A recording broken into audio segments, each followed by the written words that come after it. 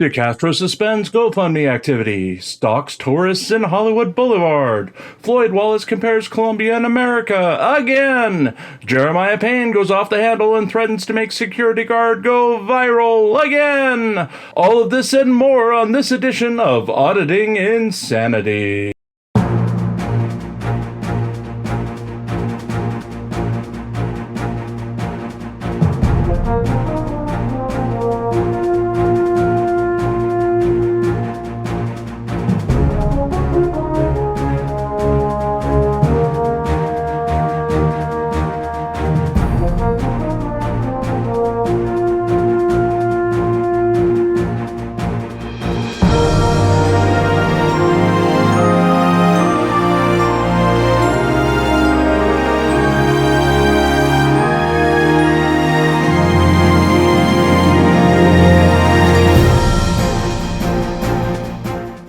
Good afternoon and welcome to another edition of the Auditing Insanity Newscast. I'm Jim Finch and I'll be your host for big stories on Jeremiah Payne, Floyd Wallace, and Chili DeCastro. There's a lot going on tonight, so we'll just jump right into things and ask you to focus on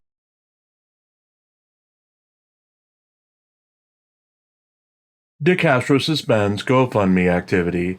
Undeclared gubernatorial candidate and First Amendment auditor Jose Chili DeCastro was recognized by multiple fans on his most recent live stream from Hollywood Boulevard in LA Monday night before making the surprise announcement that he had temporarily suspended his GoFundMe accounts. DeCastro was walking up and down the boulevard looking for police officers to film and approaching random tourists, asking, "Are you American?" before aggressively shoving his 5A cop cards in their hands and telling them that they were being filmed for his live stream. DeCastro then quizzed the few American tourists who stopped to talk to him on the First and Fifth Amendment before overemphasizing how famous he was and that thousands of viewers were watching them live on YouTube. At least one person objected to being filmed after being approached by DeCastro, as a mother shielded her minor children from DeCastro's approach after he initiated contact. DeCastro's seemingly puzzled by her actions, as he apparently can no longer tell ages of young people. DeCastro later encountered a security guard who recognized him from YouTube, with DeCastro going into a pitch about his great fame and how people recognized him a great deal before catching himself as he realized he was still on the live stream. The YouTuber's concern may have come as his lawsuit against Kate Peter, Team Skeptic, Daniel Clement, and Michael Blue Bacon Peratini has been all but dismissed, with just a few loose ends based on the claim that DeCastro is a public figure remaining to be decided. DeCastro is in the unenviable position of having to defend the idea that he is a nobody and of no great value to society in order to prove charges that the group used his likeness illegally to promote their YouTube viewership, since he is not a public figure. Despite DeCastro declaring that he is running for governor, that he's recognized everywhere he goes, and that people flock to see him whenever he goes out, the showman has to hold true to the idea that he's not famous, nor a celebrity, nor in the public eye to prevail in the lawsuit. In another unusual move, DeCastro announced that he was suspending his GoFundMe campaigns. All four of his campaigns are listed as the organizer has currently disabled new donations to this fundraiser. Please note that this is a different distinction than a permanently disabled campaign, which would read, "This fundraiser has been deactivated by the organizer." DeCastro still has the ability to restart his campaigns at any time and has raised a combined $55,135 off of his fundraising efforts this year.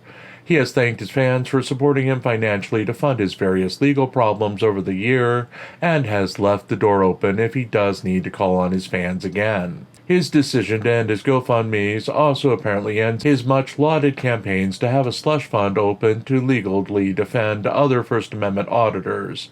Not counting the Press with Rancor Fund, which remains open, two of his campaigns were originally slated to provide legal defenses to outside parties. While the purpose changed as soon as DeCastro needed the money for his own legal defense, it puts an end to the idea of helping other auditors out should they need it. Also apparently ending is DeCastro's fundraising efforts to raise $100,000 to sue Justice of the Peace Ann Zimmerman, who convicted him of 2 charges early in the year that were later controversially overturned by an appeals court. DeCastro had promised a giant party for his fans based on his future winnings in that case as an incentive to donate. The YouTuber has yet to announce refunds to those who donated to that fund. DeCastro's announcement did not spur the market as our own ongoing expenses campaign again took the day with a $10 donation. We'll have the breakdown of the final tallies of DeCastro's various campaigns in tomorrow's report. On that note, with our biggest competitor quitting the race and the whole market in turmoil, we'd be remiss if we didn't remind you that you can continue to force the hardworking, professional blogger and known pillar of the community, Jim Finch, to keep writing this dreadful column each and every day by contributing to the GoFundMe run by this very channel. All proceeds go to keeping the lights on, eating, and writing new stories to feature here and on ReallyCoolSite.org.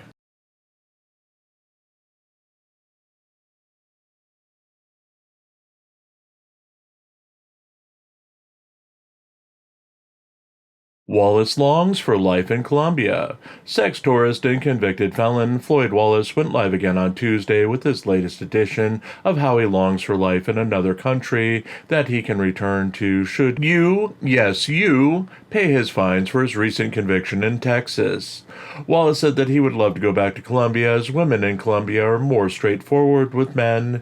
He said that you know by the end of the first date if they're interested in you, and that if they don't like you, you'll know because there won't be a second date. He stated that travelers can get a local SIM card for their phones that will only cost $20 a month for phone service, and that an American can get by on $2,000 to $3,000 in earnings. Breaking it down, he said that rent would be as low as $300 a month for an apartment, and food can be had for $200 a month from a good supermarket. Wallace did warn his viewers not to frequent lower-end grocery stores in Colombia as their food products were of dubious quality.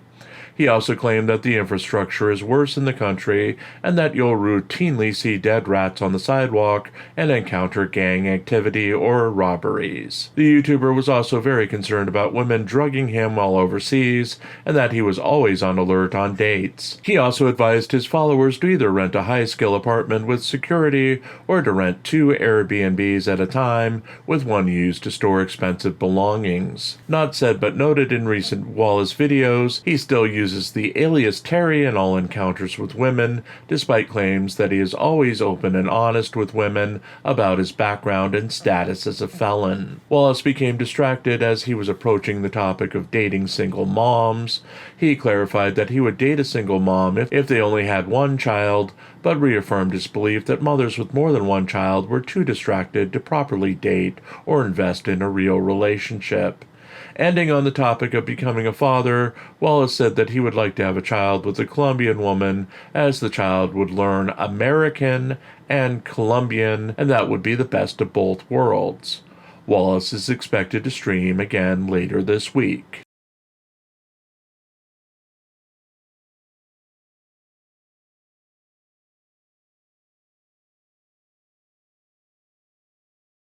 Jeremiah Payne makes wild claims against security officer.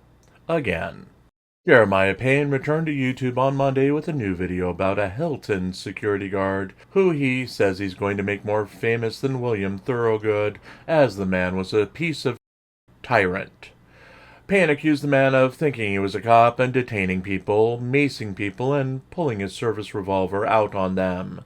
The YouTuber would not identify if the man did these things to Payne or another party, but asked his fans to stand by for the longer story that was coming soon and be prepared to make the man go viral. The YouTuber claimed that he was in the process of obtaining body cam footage to help with the story before releasing it, and promised that he would take the man down with everything I have. Hilton Security is based out of Nashville, Tennessee, and has been operating for 25 years. They offer armed and unarmed security and special security services for events. It is unclear which of their officers had an encounter with Payne at the press time. It is also unclear how much of a problem Payne will pose to the company, as his ability to make a video go viral has diminished greatly over the years. His current video featuring the announcement has had 105 views in the 6 hours it's been out. Payne's also failed to follow through on other threats, including a recent threat to make a video he produced about an encounter with police last year outside of a McDonald's go viral. While that video had 11,000 views, the issue was resolved within the video, and Payne's promise of filing a lawsuit never materialized. The YouTuber also recently posted a video featuring his apparent current living space. The video featured a spacious apartment with a computer with 2 monitors, a master bedroom for he and his wife, and one for their 6-year-old daughter. Payne claimed the video disproved the rumors that he lived on the streets or in a filthy apartment, and shows that Payne's family is indeed better off than a year ago when they were struggling and homeless for a time in the Nashville area.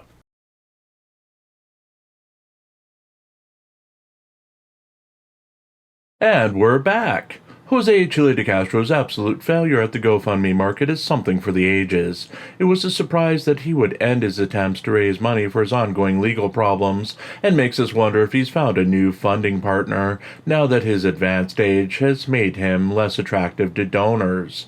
It's something that he's going to have to deal with as he's aging more than normal, and forgetting that since he's no longer young, he may not attract the same sort of people when he does his man on the street interviews about his products and beliefs. How much more time does he have before his knees or his back or his own ego force him to stop and take a break? Wonder about that, then be right back here for the next edition of Auditing Insanity. Good night, everyone.